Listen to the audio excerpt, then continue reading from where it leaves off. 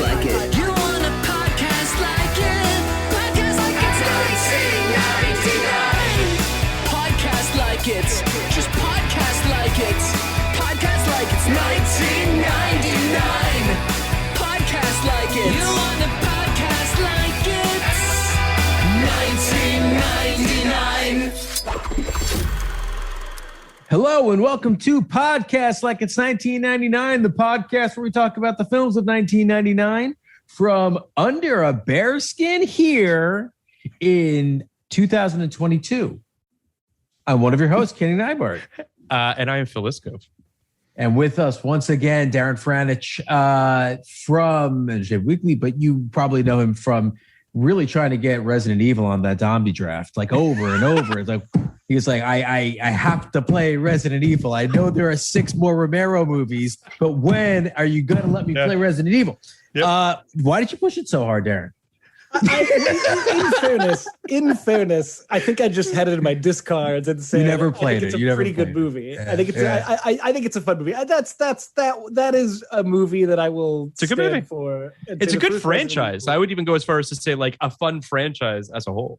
Those are bold statements that I can't necessarily condone, but I will just say that first one, there are very cool scenes in it. Maybe the coolest scene, arguably stolen from a different movie, but homage is the most sincere form of flattery. So I like that first Resident Evil movie. It's not quite as good as the video games, but it also has nothing to do with the video games. So it stands on its own, one shambling foot. I would also say too that like Mila Jovovich, forgive me if I'm mispronouncing it, is a legit action hero that I feel like we never really capitalized on. Like she's fucking awesome in those Resident Evil movies. And I guess on some level she was just like, I don't know, I don't really want, but like, how did she not land in one of a million Marvel movies? How does she not land in one of these things? Unless she just doesn't want to do it anymore, which, more power to her, but she's just cool. And I feel like we're kind of leaving money on the table. Yeah, you especially feel that in the third Resident Evil movie, Extinction, which is when the clone stuff starts coming in. And you're just like, this is a cool screen presence. And admittedly, those movies were like the mom and pop, cafe version of a franchise with her and her husband sort of, working on it so long. But you are just like, there are many, many performers who were cast in much bigger movies with way less screen presence than this. No, for sure. She had a very odd career in a way, because she really blew, kind of blew the doors off in Fifth Element. For sure. And we did The Messenger, which was her 1999 film. And that was an Oscar play. They really did think that she was going to. Are you a Messenger fan, Darren? It's a mind-blowing movie. It's a mind-blowing movie. Like I rented it on VHS. Thinking it was going to kind of be, kind of a like swordplay type movie, and a 13th Warrior, if you will, a 13th Warrior type film, which at the time I really, really liked that genre of film. Sure. And I was not expecting all the like Dustin Hoffman as devil or angel. Just the general grotesquerie of The Messenger. It's a weird movie. It is. It doesn't know what it's doing. And like, I'm not sure if John Malkovich makes the movie or breaks the movie. Correct. That's the right assessment. Because like, it's weird. Because it's if you think the movie is trash, he makes the movie. If you think the movie is like almost kind of good, like I do, and that she's really giving like 110%, then he kind of undermines what she's doing, which is really what I think. I think she like is giving a really, really kind of full-hearted, full-bodied performance. Well, and the great thing about her performance there, which I think is also great in some of the Resident Evils, is like she can look really insane when she wants to. And the fact that movie is kind of at times in a way that's not fully digested, digging into what motivated Joan of Arc. There's interesting stuff there mixed in with a lot of other. 100%. I mean, I would argue actually, and it is actually, it does connect to the film we're going to talk about today, 13th Warrior, which I think is also treading in really fertile, interesting terrain that I'm not sure everybody got their arms fully around. but it doesn't take away from the fact that it's an interesting movie. Like, Darren, you were on for Three Kings, another another numeral movie that you were on for, which is also got a lot of big ideas. I think is a lot more successful than this film. But 13th Warrior and Messenger, there's more in common there than you kind of would think. I mean, two very successful action directors who decided to take it upon themselves to try to kind of do a period piece, fictionalized account of some kind of versions of history, like mixed with the supernatural in a weird way. Like they're weirdly kind of similar, right? They're both kind of tackling these myths. It feels like in both cases you have the directors Luc Besson and John McTiernan, these like action titans who just were running rampant through the 90s, the 80s, into the 90s. It's kind of clear that they're kind of trying to do what I think to them would have been like, as guys kind of raised in a different time, would have been like, well, I got to do my epic. I got to do my Lawrence of Arabia. I got to do my kind of David Lean movie. Not that either film even remotely feels that way for reasons that are worth kind of talking about with 13th Warrior especially. But it's interesting to see how that gets mixed with, this kind of perversion of that. A lot of gross stuff. 13th Warrior especially is one of the muddiest movies ever made. Yeah, it's a muddy movie. It's a brown movie. It's impressive how much was spent on making a movie that is largely obscured by mud. Well, it's interesting because I feel like you're also seeing two very different careers in terms of Luc Besson, which for good or bad has always been pretty much in total control of what he makes, right? From a monetary perspective, France just gives him as much money as he wants to do basically whatever he wants. And he's the best of them. Sure. Well, I mean, I'm going to stay out of that, but I'm just going to say this, that I think that this film, which is, you've got McTiernan, who is obviously a, American filmmaker, as you said, lots of very successful action films under his belt, Die Hard, Hunt for Red October, Predator. And for whatever reason, he decides to do this film, which he has not really explained why he wanted to do this film, but he did. And it's Touchstone, so it's Disney. There's a lot of money there. It kind of, I would argue that on some level, Chrichton felt like perhaps he really had his hands in the pie here in a way that he took over the film and directed the reshoots. So like clearly he was very involved. It feels like a troubled movie, and you really do sense it in the cut. I mean, this movie it's a disaster production. Yeah. The story was that you can see Darren's face right now, just gleefully smiling. And the story, as far as I remember from what I read, is McTiernan directed it. They spent $60 million. They finished the film. The film was not great. Test screening said this is awful. Yep. They came back and they said we have to do some reshoots. Now, Crichton did direct the reshoots on one stage, and McTiernan directed other reshoots on another stage. And they basically had a bake-off between these two versions of the endings. And they went with Michael Crichton's ending, director of Coma, and versus Westworld, which is like unwatchable schlock, like the flattest looking movie you'll ever see. Makes the Itchy and Scratchy Land episode look like Lawrence of Arabia. But he beats out the director of fucking Die Hard.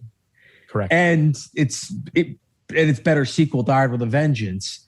And a hot take from so much, man. Like, watch out, France. Watch out, Die Hard. Yeah, me, dodge these fireballs. Jordan Crucchiola feels the same way. So now what? I mean, all right. She also loves Escape from LA. So take that for what it's worth. Yes, she does. I also like Escape from LA. From LA. Wow. But I do want to zero in on something you're talking about, Kenny. Yeah. Let's go ahead. So that's basically the nuts and bolts they want to spending. They want to spending $100 million more dollars, it's $160 million film, to tack on this ending at the end that basically is like let's get the secondary. I also just want to say one quick thing, Darren, before you jump in, which is that is fucking crazy. What studio says you guys can both do reshoots and we'll pick one? That's like, we'll just burn the money on the other fucking reshoots. It's insane. Please, Darren, go ahead. Well, It's just such an interesting time for both of them. And one thing that's easy to forget is Michael Crichton was such a dominant figure in the 90s. Bulletproof. In a way that, I mean, you have to think about an author, someone on the level of like your J.K. Rowling's, but somehow doing it not necessarily with a franchise, just like, between Jurassic He's the Park. Franchise. He was the franchise. Yeah. And this film, if I recall correctly, because after seeing it when I was a kid, I loved it so much that I went out to get Eaters of the Dead, the book it's based on. Sure. Which is almost unreadable. But this was an earlier book by him. Yes. And it has some of that feeling of it's the mid-90s, Crichton is hot, whatever he's done before, this could be the next Jurassic Park, we gotta blast it. And then you have McTiernan, who was coming off of a great era that was now just beginning its general descent after Last Action Hero and everything. So it seems like you had these big creative voices given a lot of, clearly from the studio, a lot of money and a lot of room, and just neither of them really figuring out, it seems to me, what they were doing. Because on the McTiernan side, there's parts of this movie where I am kind of like, oh, this could be like Predator with Vikings. Yep. There's even like some lines that kind of echo Predator in terms of like, it could have been if they made one big difference. Well, I think there's like 20 big differences. They only really needed to do one thing. What they need to do? Make them actual bears? Actual bearmen. Actual bearmen, because when I thought they were actual bearmen for a second, I was so in, and then I went far out. You were like, this is like too blandly realistic. We need true fantasy in this. Yes, that is what I was like. Yes, because I remember seeing Congo, which was kind of the first one. The ultimate post Jurassic Park Crichton wave. Yes, the first one after Sphere and Congo. And Sphere is, Sphere has that like what we're grasping for straws, whereas even though it was a big novel, like Andromeda Strain, like there were like these big Crichton novels that felt nothing like Jurassic Park, whereas Congo was like Jurassic Park with silverback apes and or silverback gorillas. But they were like super intelligent, right? And they were like super evolved, and there was something sci-fi about it. And I thought like, when I thought that these were actual bearmen, I perked up. Like, here we go. Bearmen. I felt the same way here's the thing. I wanted them to be bearmen, but I also knew that they weren't bearmen because I was just like, I don't think it's going to go there. But I want to just dig into the Crichton thing for a quick second here, because Crichton is a fascinating career in the sense that like he has kind of stages. He is a big deal in the 80s. I mean, Andromeda Strain is big. Westworld, for whether you like it or not, was a relatively big movie. A big deal. He has all these like he's no slouch in the 80s. Now, obviously, you're talking about the 70s, Phil. Sorry, 70s. Yes. Yeah. He obviously, that all goes into fucking hyperdrive when Jurassic Park hits, right? And then it's like the guy's putting out a book basically once a year, it feels like, and it's one kind of pseudoscience thing after another. And he finds a really interesting way to kind of ground his stuff in believable pseudoscience. That's kind of the world that he traffics in. I mean, I wonder, like, if you guys feel the same way. As a kid in the 90s, I felt like Michael Crichton books were not just fun, but they were also like scientific, and they were I'm glad you used the word pseudoscientific. Yeah. I did not think of them as pseudo. I was like, this is like bleeding edge, like direct from the front lines of what's going on with science right now. Like, How does he know? What's kind of crazy is like, you guys are old enough to remember a pre-Jurassic Park world when nobody thought that, or nobody taught that dinosaurs and birds had anything to do with each other. Yeah. That was not taught. I remember distinctly, were they mammals or were they reptiles? Yep. And after that, people started to take that idea seriously to the point where now it's just what is taught. That is what is taught in schools, that they're the direct antecedents of birds. Yep. So that's interesting to me in its own way, because I think you're kind of right, Darren, that like it's more than it's more than even like we thought it was bleeding edge. Like, it kind of was. Yeah. Like the DNA Amber stuff, like that kind of has been done. Well, So it's also I would argue I never knew what a velociraptor was before Jurassic Park. It's like he invented a dinosaur. He didn't, but like there is something about the way that Chrichton was able to excavate these pieces of science that feel like he invented something. The velociraptor shit's amazing to me, right? He basically just found the new cool dinosaur. Yeah. Yeah, it's crazy. Yeah, and your hometown NBA team named the team. You're saying what you needed more of from 13th Warrior was like a scientifically almost accurate bear person. Correct. Who Correct. comes out of the cave. Yes. They have a whole bear culture. Correct. There's a big bear mother. Better movie. I wouldn't have minded. I wouldn't have minded if it was some kind of bear human community where humans had been raised by bears just because they lived in the remote parts of Scandinavia, and they would kind of take it on bear stuff. But I think if it were bearmen, I would have liked it. If it were bearmen, I would have liked it more, but it would have been less great. So apparently in the book, and you probably remember this, Darren, but in the book, they are revealed to be Neanderthals, descendants of Neanderthals. Well, in this, the mist monsters, which is what we're sort of alluded to in the movie, are never really explained as to what their background is. So Phil, you're exactly right, but if it's okay, because I've been waiting 20 years to talk about this, let's pull the curtain back a little further. I believe that in Eaters of the Dead, Michael Crichton puts forward that he specifically wrote the book because one of his friends, a kind of unnamed professor, told him, Beowulf is very boring, to which Michael Crichton said, I can make it not boring. So then Michael Crichton, the writer of Congo, Andromeda Strain, and Andromeda Strain, a fun series of books, also the writer of Timeline. Michael Crichton said, I can take the raw, disgusting clay that is Beowulf, one of the most singular works of human imagination that we have today, and I can make it better. And I sort of think that I'd love to imagine. I tried to find some interviews with him, and I think a lot of people, just by the time 13th Warrior came out, I think a lot of people attached to it just were not really talking about it.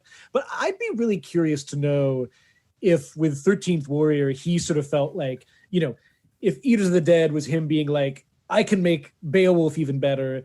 If on some level with this one, he was kind of I can do the better kind of ancient epic movie, this genre that had been around for a while, but had been dormant for a while. Because there are parts of the movie, I guess weirdly, a lot of the stuff with Antonio Banderas' character, there's just a little bit of this nudging towards, okay, this guy is a Muslim. What would that be like for him in this kind of cultural arena with these pagans, with the Vikings? There's just enough of that as a kid, I was like, this is amazing. This is mind blowing. And now as an adult, I'm kind of I don't think a lot of this is really mapped in very well to what's actually going on. But in the book, I have not read the book. You've read the book. So I don't know about you guys, but this film clocks in at a little over 90 minutes long. So it feels like it's been kind of gutted in the editing room. Generally speaking, Kenny, I think you would agree. Most of the movies that we watch, I don't necessarily say this should be longer, but this movie does feel like it kind of, it throws you in the deep end really from the jump. And there's a real lack of nuance in what you're talking about, Darren, in terms of this culture clash that exists between these Vikings and this Muslim man. Also, spoiler, Antonio Banderas, not a Muslim. So we should probably say that's problematic. The eyeshadow, eyeliner, eyeliner, yeah. Which between this and The Mummy, I feel like this is one of those suddenly the 20th century seems very far away indeed. Correct. There's something even I mean, I really took The Mummy to task when we did that. You did, because I don't really like. I don't really like I don't like crypt robbing shit. I think I just think that's kind of gross to me. Okay. Including like Indiana Jones, but no France, no Die Hard 2, no crypt robbing. Correct. Wait. I didn't say no Die Hard 2. He said Die Hard 3 better than 1. That was Which his it hot is. take. That's crazy. I'll tell you the whole thing. I love Die Hard 1, love Die Hard 3 more. Dislike France, dislike England more. You know what he also doesn't like? The other 1999 John McTiernan film, The Thomas Crown Affair. Don't like Thomas Crown at all. Very bad film. Very fun film. Like The Mummy more than Thomas film. Crown. But I think that if Rene Russo, National Treasure, that Correct. is her magnum opus. That's all She's I'm gonna great. say. She's great in that movie. I don't know. Have you ever seen Tin Cup? She is great in Tin Cup. Rene Russo is a national treasure. You ever seen Nightcrawler? That is the Holy Trilogy. That's the Holy, the Holy Trinity. And Major League, of course. But Holy Quadrilogy. A long way of saying, yes. Long way of saying there are some problematic things going on in this movie with Antonio Banderas playing a Muslim, playing an Arab, a Muslim Arab, and he is a Spaniard wearing eyeliner, using his Spanish accented English throughout this film. But it is so fucking silly. It is like so over the top silly. You get over it very fast without even casting aspersions on anybody. It's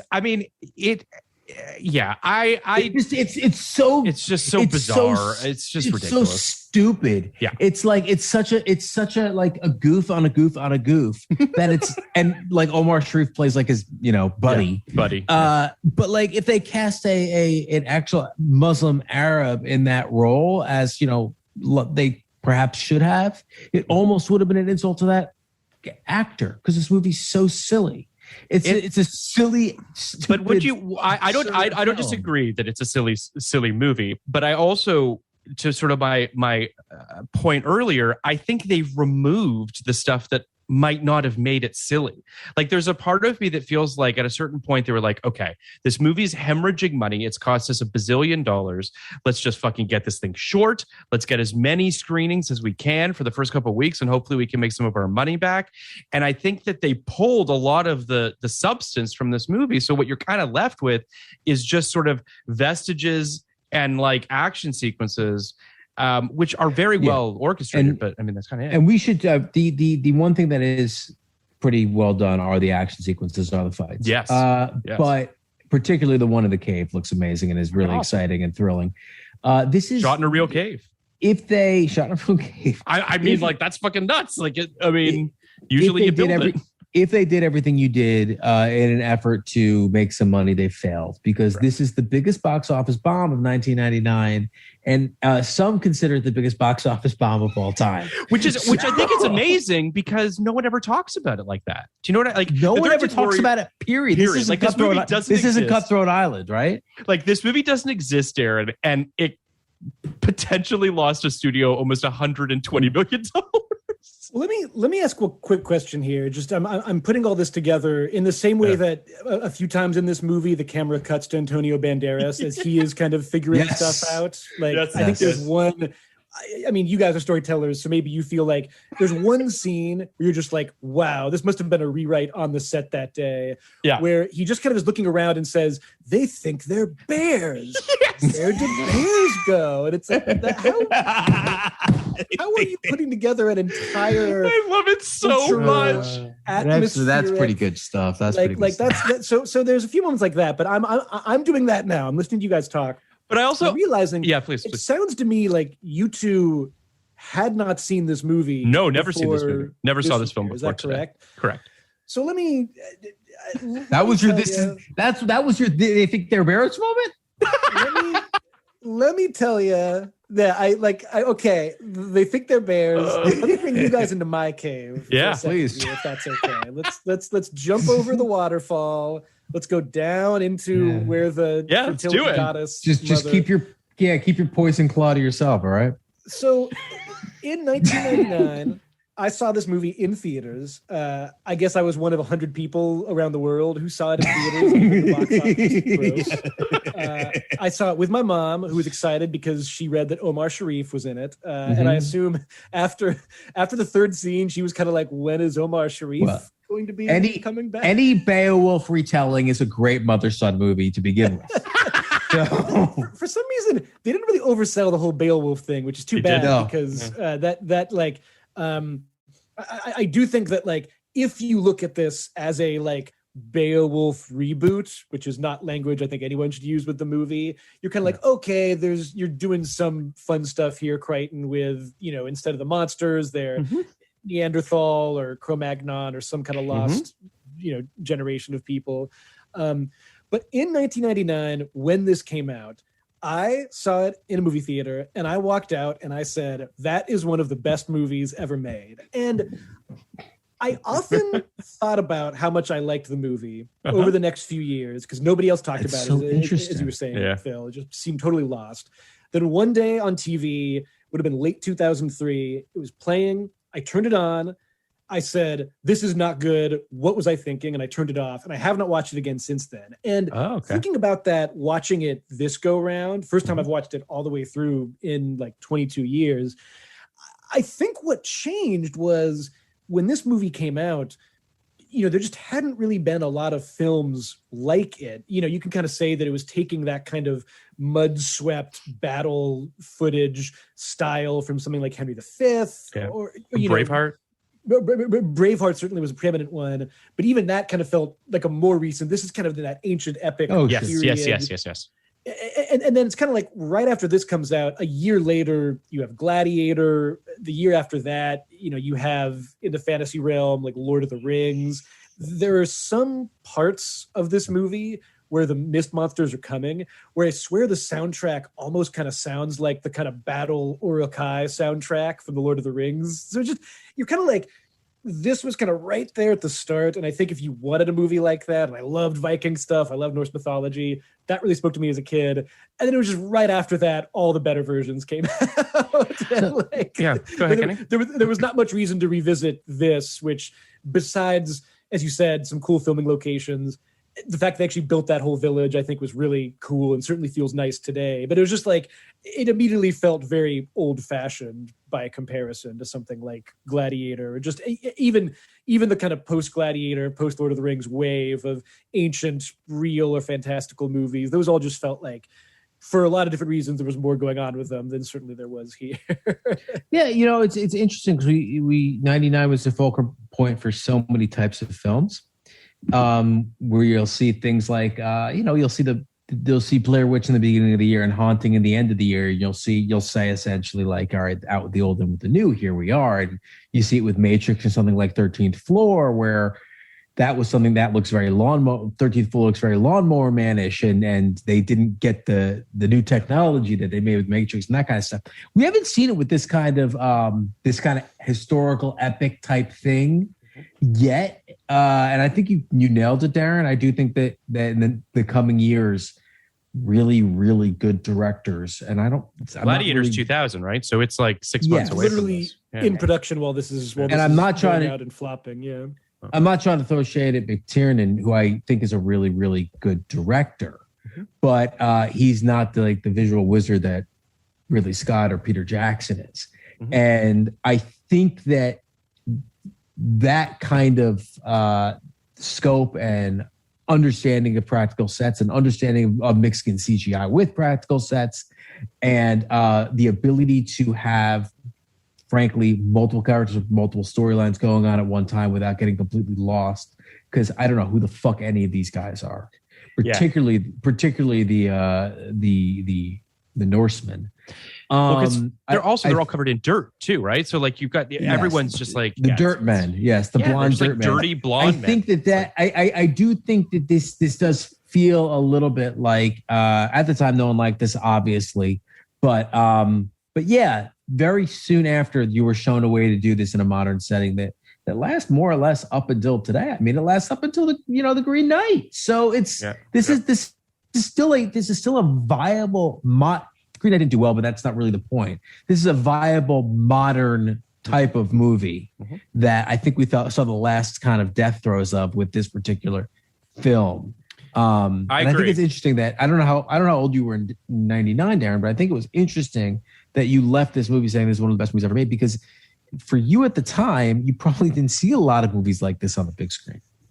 You know, there had certainly not been a lot of movies like this in theaters. Like I think I saw Braveheart in the second half of the 90s for sure. Yeah, I was like 14, and this was kind of like right at that moment of, even the idea of a big historical epic, it was kind of so few and far between before this, mixed with the fact that I think a thing I liked about the movie at the time, and that I still almost like about it, what you guys are describing as, it's sort of so cut to the bone, and like, Diane Venora, who's a real, like, an actual performer, she's in it so little where you're just like, there must have been more with her. There's all this stuff with the local king where you're like, there must have been more there. That's all lost. I think the fact that it was so cut to the bone, that felt like more of a choice to me at the time. Like I was like, okay, like, yeah, there's the tall Viking. He's tall, he's quiet. Like literally in the end credits, most of the Vikings have little parenthetical descriptions next to them. So you even barely know who they are. Like, I think what I perceived as minimalism at the time now just feels like, there's not a lot of relationships here. Yeah. Besides, I will say there's the one really peppy Viking guy. I believe he's actually credited as Herger (parentheses the Joyous), played by Dennis Storhoy. I really like him. I think I almost wonder if they couldn't tell you who he is. Cut out everybody else and filmed more with him in the reshoots. Herger the Joyous. Is he the guy who cuts off the guy's head in that like fight? That guy's cool. Yes. Yeah, that guy seemed to have a relationship with Antonio Banderas. Correct. That's the only relationship that's to the only really one that grasp exists. onto in the movie. Yeah. And I assume, like, just thinking about every other movie like this, as big as they get, the best ones do seem to have these like pivotal, 1, 2, 3 person dynamics. And in this movie, it's kind of just that guy making fun of, but also liking Antonio Banderas. Like that's kind of the only thing you can really grasp onto on a personal level. Totally. I want to give a little context for listeners after 45 minutes because that's the best time to give context. The synopsis is a Muslim ambassador exiled from his homeland, Ahmed Ibn Fadlan, I believe. I don't know how you pronounce it. My apologies. I like the idea. I love the idea that they had ambassadors all the way back. Yeah, sure. Played by Antonio Banderas. Send carrier pigeon back with the news. Finds himself in the company of Vikings with while the behavior of the Norsemen initially offends him, the more cultured outsider grows to respect the tough, if uncouth warriors. During their travels together, he and the Vikings get word of the evil presence closing in, and they must fight the frightening, formidable force which is previously thought to exist only in legend. The 13th Warrior opened on August 27th, 1999 against the Sixth Sense, Runaway Bride, Bowfinger, and Mickey Blue Eyes. It would go on to make $61 million on a $160 million budget. It's got 33% on Rotten Tomatoes from critics, 66% from audiences. Ebert gave it 1.5 stars, saying, arriving at last, more than a year after it was completed, the 13th Warrior shows every sign of a production run amok with a budget said to be more than $100 million. It displays a lot of cash on screen, but little thought. To extract the story from the endless scenes of action and carnage is more effort than it's worth. The film seems to have been conceived from the special effects on down instead of beginning with a good story, then adding FX as needed. It apparently began with FX, and then the story was shoehorned onto it as pauses in the action. I don't agree with that. But anyway, it could have been different. This could indeed have been a fascinating tale based on Eaters of the Dead, a 1974 novel by Michael Chrichton. The story combines two intriguing sources. One, the real-life adventures of Fadlan, a Muslim poet who traveled north to the Viking lands in the 10th century, and the other is the Old English epic poem Beowulf. The other review that I think is kind of amazing is Lisa Schwartzbaum of Entertainment Weekly. Yes. I just pulled that up on my phone. Yes. Okay. Sorry. Please. I was gonna, she loved it. She gave it an A-, called it the most unexpectedly audacious, exhilarating, and wildly creative adventure film I've seen in ages.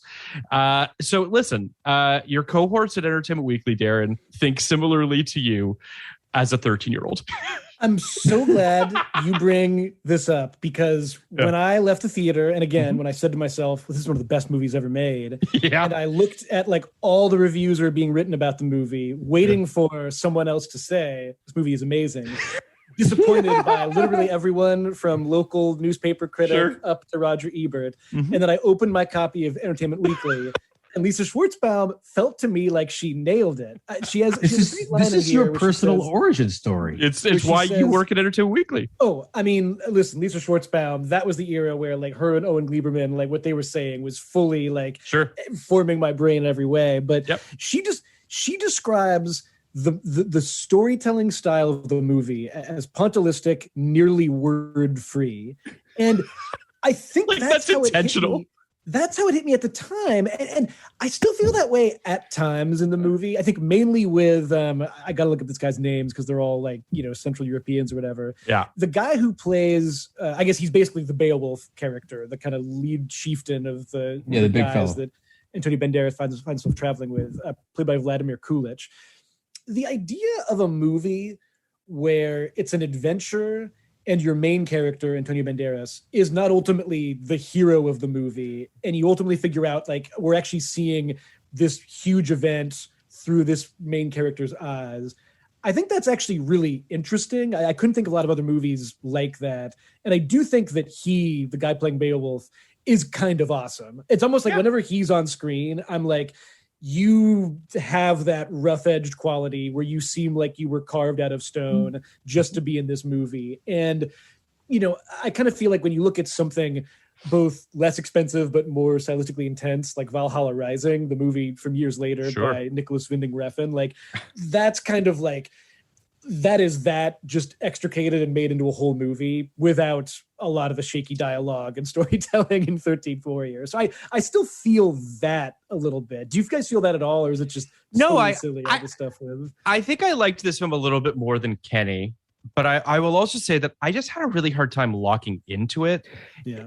It just, I just found it a bit of a struggle to sort of really figure out who I was supposed, outside of Antonio Banderas and Omar Sharif.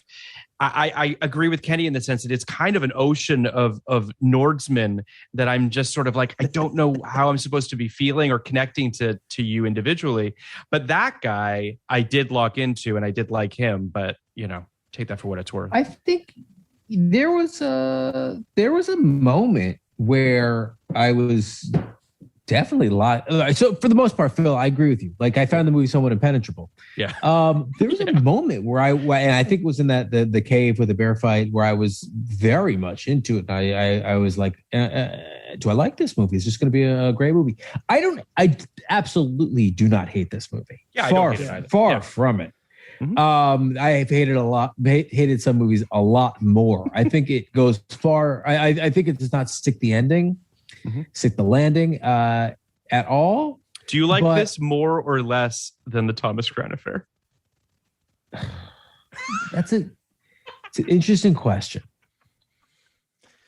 Kenny's putting on his hat. He's taking his briefcase into the art gallery now. Sure. He's opening his briefcase. Let me get back to you on that one. All right. So I've thought a lot about the Thomas Crown Affair one, because I think I was trying to impress our guest that episode with how much I hated it, because we all hated it.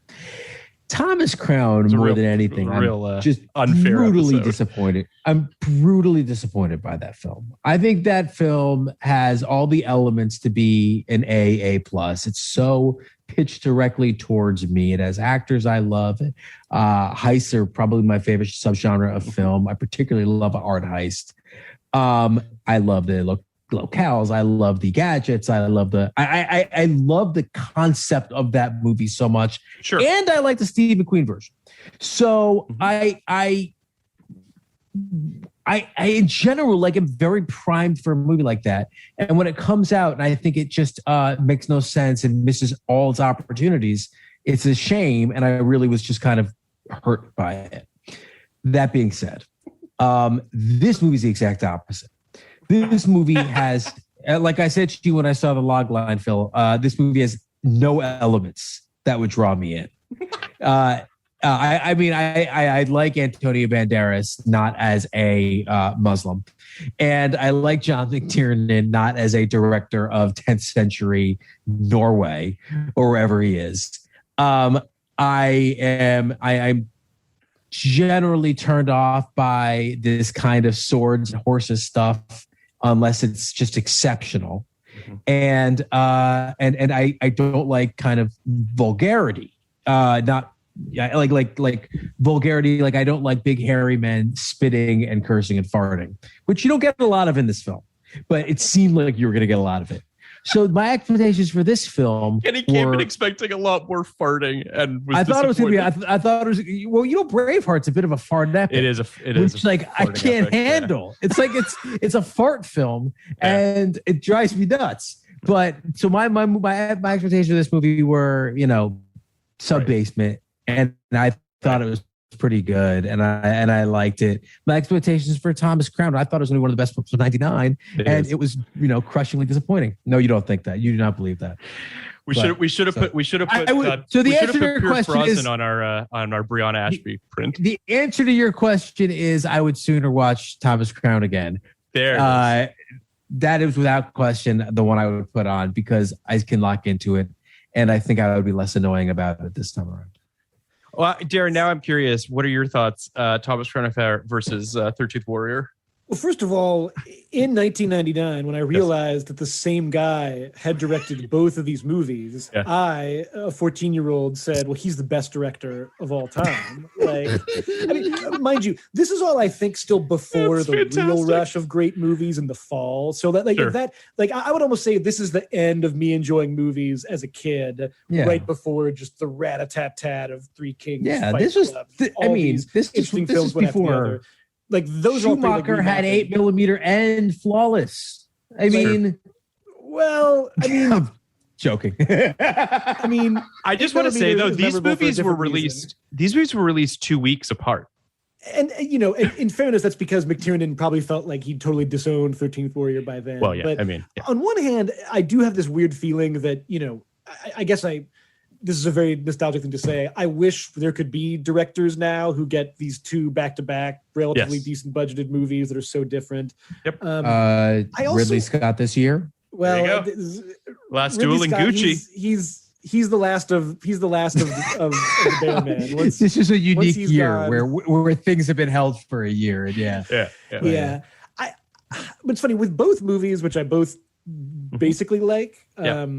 I do have a feeling that McTiernan, who was very good at this sort of, straight up muscular, but usually kind of sneakily funny and witty action movie. In both cases, I'm kind of like, okay, you're taking on a certain genre.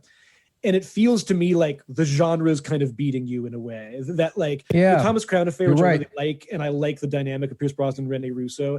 I always feel like, this needs to have a little bit more flavor to it, more romantic or more something. With this one, I think it really comes alive in the action sequences.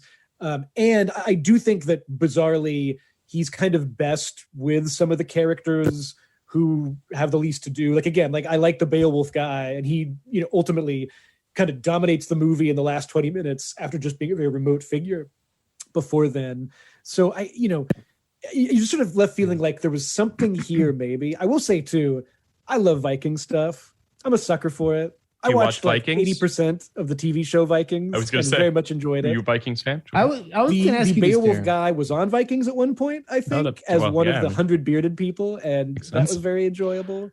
So in that sense, I'm kind of a cheap date for that. I guess I'm as cheap a date for this as Kenny would theoretically be the elements of Thomas Crown Affair. Yes, but Darren, I have a question as a Viking guy. Because I was looking at this. Viking films have not historically done very well. Oh no, and nor critically or commercially. But is there a seminal or some seminal Viking movies that I'm just kind of missing? Bizarrely, I still think in a way Valhalla Rising, certainly in the 21st century, is the best. I mean, that is a Nicholas Winding Refn movie to an extreme, and it's a lot of Mads Mikkelsen just hallucinatorily killing people. But then you have the Vikings TV show, which was a success, and then you could sort of make the argument that the Thor movies, just by virtue of their kind of Nordic backdrop, are tapping into that. But can I also say that I'm very excited for Robert Eggers' film, which is supposed to come out next year. The Northman. Alex Skarsgård, Nicole Kidman, Bjork. I'm like, yes, Bjork is back. And it's funny. I assume, knowing nothing about the movie except for the cast layout and the director, which is all good, all sounds good. I assume that will probably be, if not wordless, then certainly, on that same kind of lighthouse witch level of you're sort of parsing out what people are saying as you go. And I think that like a certain austerity and a certain lack of understanding what's going on kind of has to come with a Viking story, because that culture is just so remote. This is one thing that I wanted to ask you guys, actually, because I still went back and forth on this. Is it interesting that in this movie, the main normal character, like the guy we're with, who's like the normal person from a civilization where you're just like, okay, yeah, I feel like I know where he's coming from, is the Muslim guy. Yep. And the the kind of weirdo misfits that he's trying to understand are like these Nordic, white, tall, totally impossible to fathom people. I was kind of like, I found that interesting. I wasn't sure how well the movie kind of carried that forward, but I do feel like that is an interesting approach to a Viking story. I agree. I found that the first, 10, 15 minutes of this film were very reminiscent of Lawrence of Arabia, where I was just like, oh, okay. I mean, maybe that's what, pulled John McTiernan in to a certain degree, that it's sort of this, culture clash, and it's this, this man who's trying to learn about a different, a different culture. But that stuff is all pretty much scrapped before the half an hour mark of the film, essentially. I wonder if there were more tendrils of that in earlier cuts. I don't know. But then it really just becomes a very muscular action film. And it should be said, he directs it incredibly well. You feel the toll of these battles, physically, emotionally, and what have you. They're bloody, they're brutal. You feel like you can literally feel the weight of their weapons. Like, it all just feels really grounded and brutal. I love all the stuff in the cave that Kenny mentioned at the end, so much so that I was just like, I wish that this entire film was subterranean. Like, I wish the whole film was in these caves. Like, that would have just been The Descent for right, Vikings. but with Vikings. Like something like that, you know what I'm saying, Kenny? Yeah, I think just in response to what you're saying, theoretically, the idea of an Arab man going to the north to have this almost reverse Lawrence of Arabia thing is interesting, but he's not outside of, the first moment where you see him in I guess, some sort of Arab country. He's not coded as Arab at all. I mean, he wears the keffiyeh, but he takes it off. That's how you know he becomes a cool dude. Right. And this is getting into the reasons why the movie is not a cool culture clash movie. Yeah, exactly. He's coded maybe as Antonio Banderas, but mostly he's just kind of coded as like an American or a European. Mm-hmm. And I think that, again, this is going to sound kind of damning with faint praise. Obviously, this film is ambitious, but there's nothing ambitious about the storytelling, and there's nothing ambitious thematically about what they're doing here. So in a more ambitious movie where I felt like they were trying to make some kind of comment about the culture clash, I would be more insulted than I am in this movie, which just seems to have found a real life historical figure that can hang this film on, because he was a real life guy. Who really did totally kind of fascinating travel. guy. Where you're like this guy's life could have sustained a much larger, Dr. Zhivago-esque, decades of time covered. So you're right. There is that sense of like, we're taking this guy, and it really, the more you talk about this, the more I realize he's so not an active participant. No, in a way, it's kind of like it's like we're following along with the fifth or sixth most important warrior of this sort of. I'd say he's the 13th most important warrior. But I wanted to comment on what you're saying, Darren, and you as well, Kenny. But like this idea that this real life person who was a fascinating person in his own right is being used essentially as a tool for Michael Crichton to quote unquote make Beowulf cool is just like, what are we doing? Like, it's some weird exercise. And I think that part of the problem with the film as well, they changed the title. The book's name is Eaters of the Dead, which, by the way, is a much better title. It's much more interesting. Why wouldn't you want to go see a film that's called Eaters of the Dead? I mean, I guess it sounds like a horror film, and maybe they were scared that it would scare people away. I don't know. But my point more than anything is just it feels as though there just wasn't a fully coalesced, like, what are we trying to do and say, with the book, which I have not read, but sounds like some weird, literary exercise that Chrichton took upon himself, and then a film adaptation of that, which feels more like Crichton's the hottest thing in the world right now. We should just adapt everything that he's done, even if this might not be adaptable or worthy of adapting.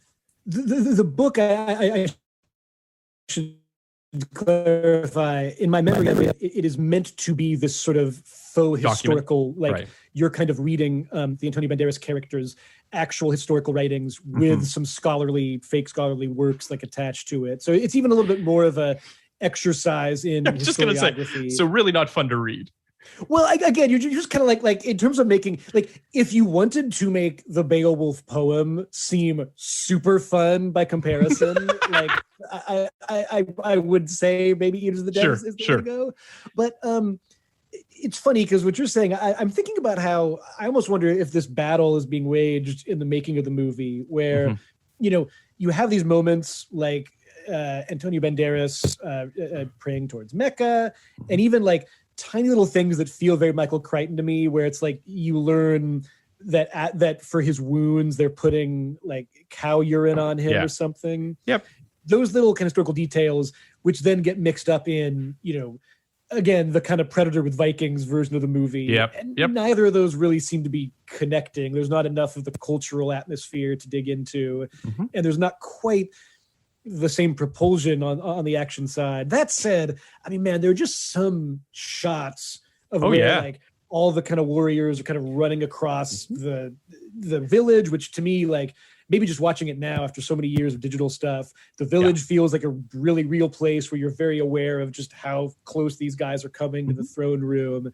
Where you're just like this, McTiernan is still staging this effectively, but there's not certainly no ambition in like, what are we staging here? And even how are we coherently telling this action story? Well, there's two things that come to mind to what you're saying. The first is I would actually say, short of the really bad CG boat stuff when they're out on the ocean, which is just brutally bad, and then they cut back to it later. Other than that, this movie is very tactile. It's all in camera for the most part, which again, very expensive. So whenever you're actually doing this stuff, it obviously gets much more expensive, but adds so much more weight and realism to it. The other thing that I'd be remiss if I didn't quote is Omar Sharif's quote about temporarily retiring after this film, where he said, "After my small role in The 13th Warrior, I said to myself, let us stop this nonsense. These meal tickets that we do because it pays well. I thought, unless I find a stupendous film that I love and that makes me want to leave home to do, I will stop. Bad pictures are very humiliating. I was really sick. It is terrifying to have to do the dialogue from bad scripts, to face a director who does not know what he's doing in a film so bad that it's not even worth exploring." That's obviously a very harsh take from Omar Sharif, but I do think it's worth noting that this is a classic actor who is probably not ready for a film of this kind of physical what have you, but at the same time, I mean, he makes a good point. Let us stop this nonsense.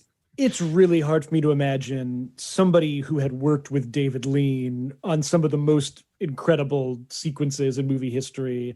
Like, his role in the movie is to sort of be the translator for, it's kind of the Basil exposition guy, just kind of popping up at the start to explain things. I can imagine him feeling a little bit like, where has this whole apparatus kind of gone wrong? I love the translator between all these people who speak English with different accents. Okay. We haven't even talked about the accents yet. I'm convinced, like, one of the Vikings seems to be Scottish. Like, and one of them, none of them got on the same page with what's our fake Scandinavian accent going to be here. Well, I would argue that I'm not even really sure what Antonio Banderas' accent is in this film. I mean, he's kind of just doing Antonio Banderas, right? Like he has not really modulated it, but there's moments when it feels like he's trying to. Did you guys get any sense of an accent from him? No, it was the He must have been told different things by the different directors, or just like over the course of the year of film.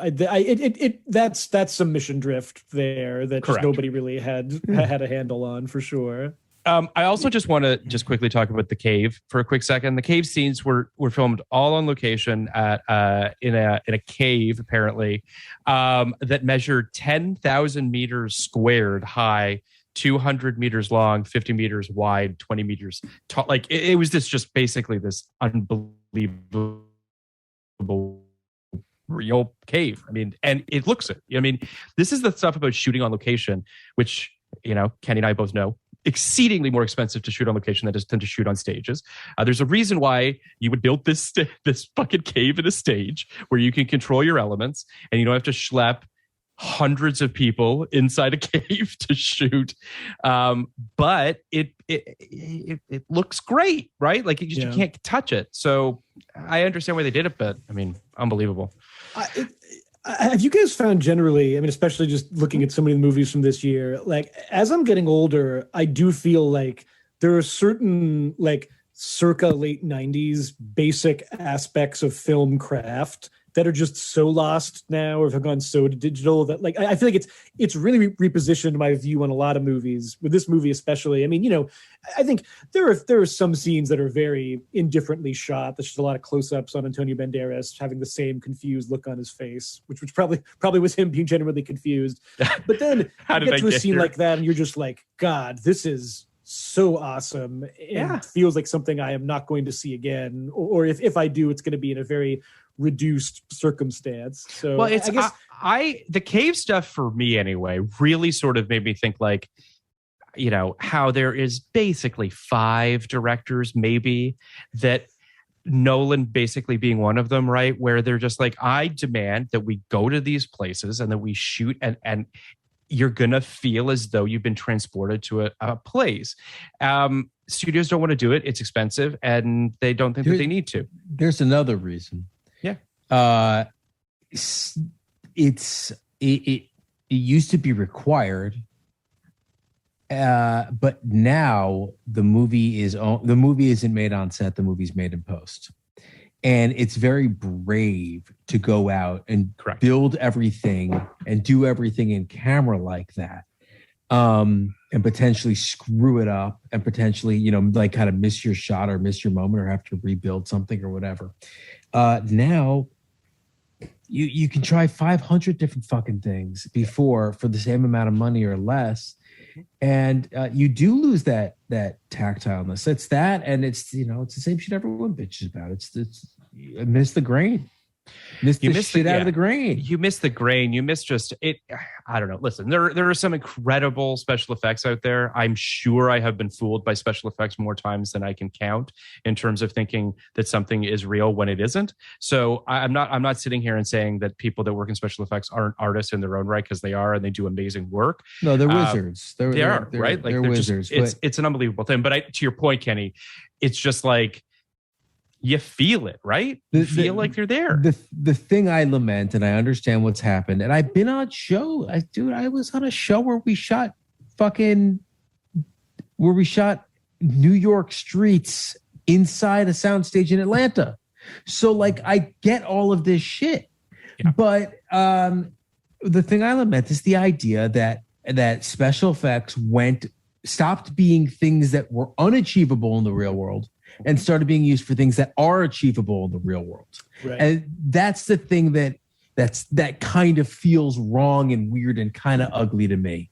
You know, and I've seen it. I've seen all the demos, and it's truly amazing. And it's the kind of the one that kind of blew me away, and it's so stupid, but it's just this is when we were getting a demo of all the things you could do with green screen and why you never need to leave your fucking green screen ever again. Yeah. Was they shot, remember the Josh Gad show 1600 Penn? Yep. Mm-hmm. They would shoot on the White House lawn and it was all green screen and no one knew. It looked incredible. That's but pretty amazing. But you know, I give my point to Tyler Perry going and building a fucking White House. Like that's just so much more exciting to me. The idea that there's a White House model in Atlanta that you can shoot in front of, and that's just so much cooler. So, well, can I also say too, as someone, obviously Kenny and I have both been on sets before, when you're sitting there and you're watching the actors performing this, even if it's on a soundstage, you know what I mean? It's a built room. It's just you can't touch it. I know Kenny and I have been in situations where you've got a partial set and you've got some extensions and you've got some screens that are going to extend it out in order to make it feel more whatever.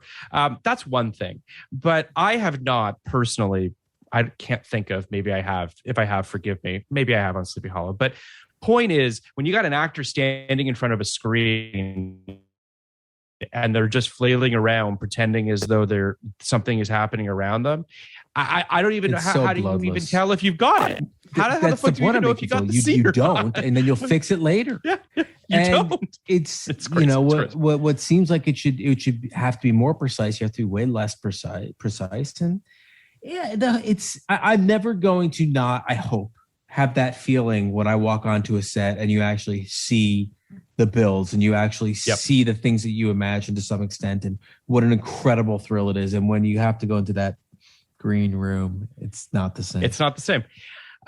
So let's rate this film. If you're open to doing so, guys. I did not see this film in '99 as we discussed. Wait, Darren, did you have something else you wanted to say? Yeah, before? I'm sorry, I didn't mean to cut you off there. Well, just to bring it home, it's fascinating to hear you guys actually talk about this as practitioners who've felt the difference between this. Just like for me, like what makes the 13th Warrior interesting watching it now is there is so much about it that to me, as an adult, no longer 14-year-old, feels very artificial. Antonio Banderas' performance, him as a Muslim, some of the dynamics.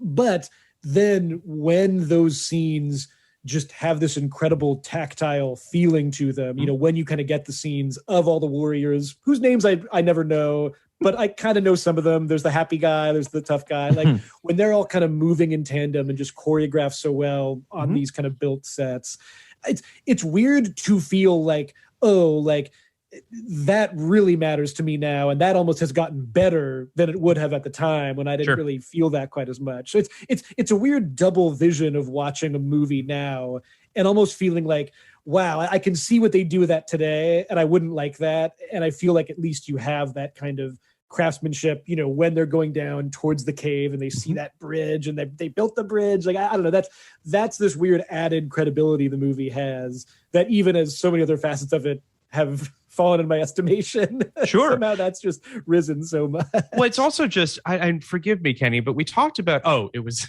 Message in a Bottle, where we talked about the boat footage in Message in a Bottle equally terrible to this boat footage. But then a year from now, you'll have A Perfect Storm, and you'll see how Wolfgang Petersen puts the boat in a fucking tank, and he does it properly.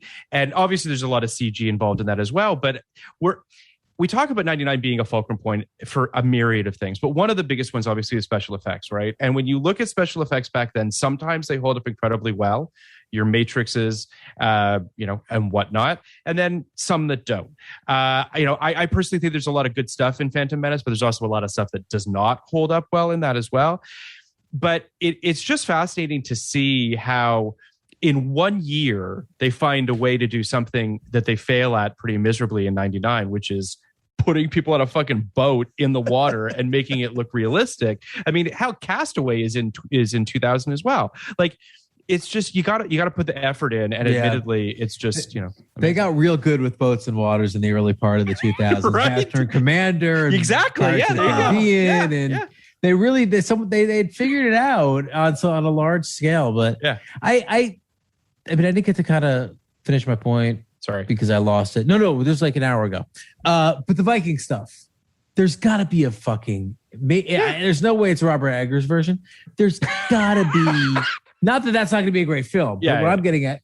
I know what you're There's got to be the Pirates of the Caribbean for Vikings. There's got to be that big, giant epic, because I think what Thor has done... Because I remember thinking Thor is the silliest possible superhero, and they should pretend he was not in the Avengers, and they should never bring him in.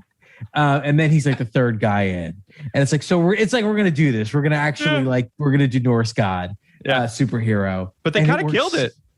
Beyond, right? Beyond. He's like my favorite character in the MCU. So like, I think that they could. I think that there is a incredible Viking epic. I agree. That I think would be awesome and fun, and I hope it happens. I'm not going to do it. This is not that movie though. So as I mentioned earlier, never saw this in '99. My knowledge of this film is and Kenny, when Kenny texted me the log line a few days ago, and I was like, that's what this movie's about. Like all I knew was it was called Eaters of the Dead. It was based on a Chrichton thing. I knew the John McTiernan thing. I knew Antonio Banderas. I just assumed it was, I don't know. I really honestly had no idea what it was. So Kenny texted me that, and I was like, okay. Sat down to watch this yesterday. I did not hate this movie, but as I mentioned, I had a hard time locking into it. I would, before this podcast, I probably would have given it like a 65, which is, healthy. I feel like that's whereas I think I'm probably down a little bit after this conversation. I think I'm probably at a 60 now. Like, I don't think this is a bad movie. I think it's pretty well made. It's very well made, in fact, from a technical perspective. I think what's missing for me, and it feels like what's missing for all of us, is, a script that we, characters that we really latched on to. It's not that the script is disposable. It's just I sense that there's swaths of stuff that's been taken out of this, that the ballast of this movie has been kind of taken away in order for just like a rip-roaring ride. And that's what did Diane Venora think when she saw this movie? Like, she probably thought, well, The Insider's really good. Thank God The Insider's coming out. That's the same thing. I know, it's super weird. The Diane Venora stuff is so weird. Thank goodness. From famine to feast there with those movies back then. Yeah, crazy. Well, Antonio Banderas also is Crazy in Alabama coming out as directorial debut, so he's in great shape. He's in good shape. A movie I've not seen. I don't even know. But we will. We'll cover it. Okay, so yes, I was prepared to kind of give this movie somewhere in the high 40s, like a 47, 48 before. I gave it a 41 after watching it the first time, and my only comment was, I wish there were real bearmen. I am going to go to where I wanted, where I was planning to go. I'm going to go to 47. I think it's almost there. I think it's I don't think it's a terrible movie. I would not tell someone to watch it. But I'm not upset I did watch it, and I'm kind of happy that it exists. I think it's a plot point that's non-trivial when it comes to the when you track this type of big budget epic, and in that respect, it does have some value. What do you think, Darren? In 99, what did you give this in 99, Darren? In 99, this was probably like a 97. This wasn't like a full 100. This was probably I recognize that like there are probably some things in here that are not so hot, but this was a movie that I really walked away enjoying. I think now, just for how much I enjoyed the funny Viking. Shout out to Dennis Storhoy, who I've not seen in anything since. This just feels like a movie that, from a really rough beginning, gets better as it goes, and that just by the end, when you have the sort of Beowulf guy just becoming what to me is the ultimate interesting thing with a Viking hero, is they are not afraid of death because they kind of feel like we're all going to die, right. The whole world's going to die, and there's that weird mix of kind of chummy fatalism, laughing at one's fate, with that profound ambition. That's the stuff I lock into. There's also like their afterlife is like there is an afterlife in Nordic culture that is kind of magical in its own right. I guess my point is, yes, leaving this realm isn't necessarily the worst thing in the world. and it's there's permutations of this, and I'm going to butcher it, but it is the idea of in the afterlife, if you've lived a good life and lived a heroic life, you'll go there and you'll get to kind of keep fighting there, and you'll fight and drink and have fun and fight. And so I think there's all this stuff that's really appealing about them, just in terms of being so different. Like, how can they be so boisterous but also just so bleak?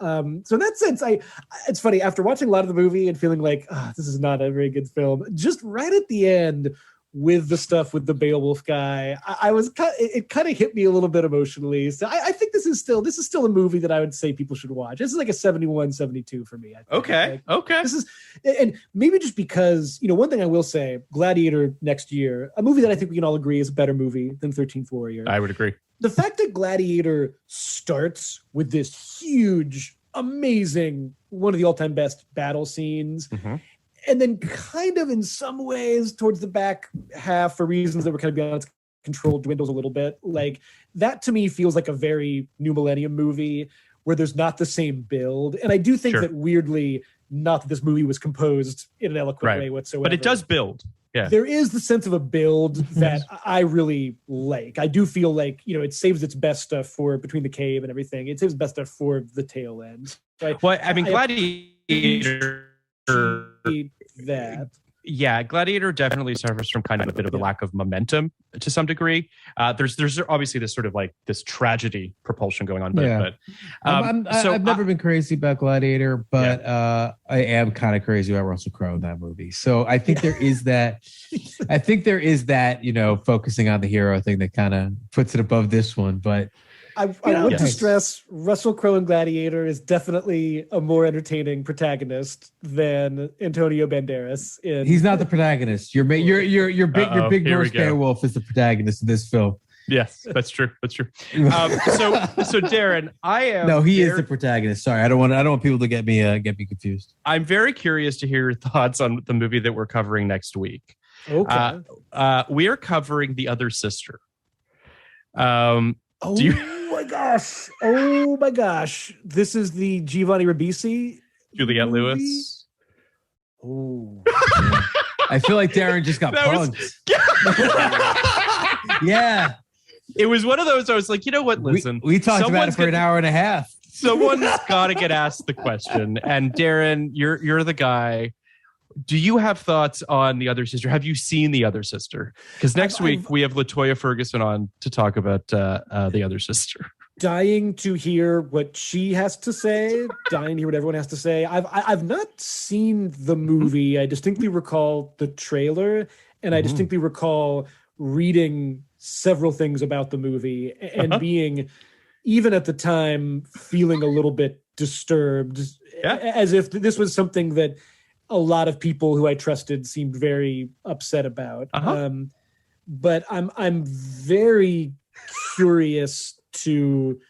Boy, this just kind of goes back to what I was saying earlier about... I'm sure you guys have felt this even just over the course of doing this podcast, that like every month we live, 1999 seems to suddenly be like another decade away in terms of what's being made, what kind of stories are being filmed. What was quote unquote okay to make back then? What was okay to make. And I'm very curious to... Now I almost think I should watch the movie so I can fully engage with the episode. I think it was definitely one of the films that Kenny and I were concerned about covering, unsure of how it would age. Our concerns were well founded. I think Kenny and I can both agree that the episode's great. LaToya is an amazing guest. But yeah, definitely a brave guest. We all treaded across a minefield to cover The Other Sister. It's The Other Sister. It's the irony of The Other Sister, of course, is I think it was pitched as about the most down the middle studio romantic comedy possible. And in 2022, without question, it's the movie that Phil and I dreaded doing the most.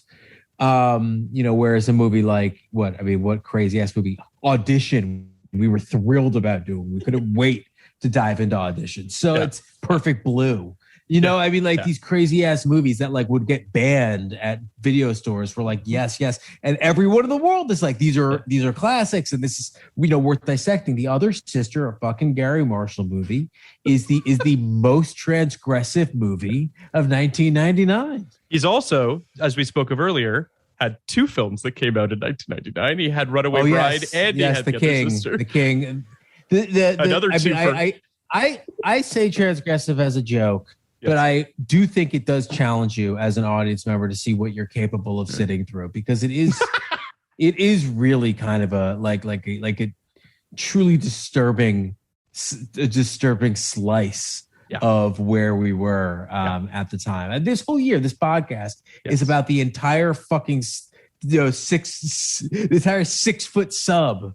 And this is a little slice that's only like, you only have like the pepper and cheeties in there. And you're just like, how did I get a bite with only pepper and cheeties and olives? It's crazy. It's the story of certainly American culture since 1999. This is why just what you guys do, the archaeology you're doing here is crucial, is almost so many things that were mainstream down the middle then have been so inverted. And in turn, we live in this age when, let's just take, for example, the horror genre of the 80s, stuff that would have at one point seemed fringe or certainly weird. That's kind of the stuff we make our Happy Days nostalgia about now. It's such a bizarre. That's the stuff I show my kids. I'm sure you feel that with that movie in a big way. It was definitely, listen, Kenny and I, when we set out to do all these films, we were going to cover all these films, and we've been excited to do so. And I think that it was truly a fascinating lens with which to look at where we are now. Obviously, I'm glad we covered the episode. It's a great episode. It's just, it's a tough movie, and it's always hard to kind of look back and be like, oh, like, it's great that we've learned from it. It's great that this film would never be made today, certainly in the way that it was made back then. But yeah, just a fascinating little artifact of 1999. That's for sure. Cannot wait. But really, thank you guys. Oh, thank you for 14-year-old me has been wanting to talk to at least one other person about 13th Warrior for 22 years now. We couldn't have asked for a better guest to talk about 13th Warrior, a film that $160 million movie that doesn't exist. It's an amazing thing. Yeah. Want to see $160 million disappear? Poof. Go watch 13th Warrior. Go watch 13th Warrior. Yeah. Put it on the poster. Cool cave scene. Very cool cave scene. That'll work. We went to the cave. The cave was there. Darren, amazing. Do you have a screen draft lined up? Always doing something there, but nothing that has been officially announced. However, always want to shout out to Screen Drafts. The Patreon's always super active there. They have a lot of cool stuff coming up over there, which I just like. Listen, last couple of years, Screen Drafts for me, besides being on that show, has just been a great thing to great community of people to kind of dig into, of which you guys are an amazing, mayoral candidate part of the small town that is. We're working hard. Screen Drafts Nation. We're electioneering over here. Half this, like a very small part of this podcast has become Screen Draft fanboying, because I listen to every single fucking episode. I really, truly love it. It's just such a joy. How do you have the time? I in the car, man. In the car. I drive my kids. I drive my kids. Their school's 25 minutes away. Oh my God. Well, and I drive them every morning. So that unless you do go ahead. I was going to say, sorry to jump in. My kids just think everything that produces audio only produces the sound of Clay Keller and Ryan Martin talking about movies.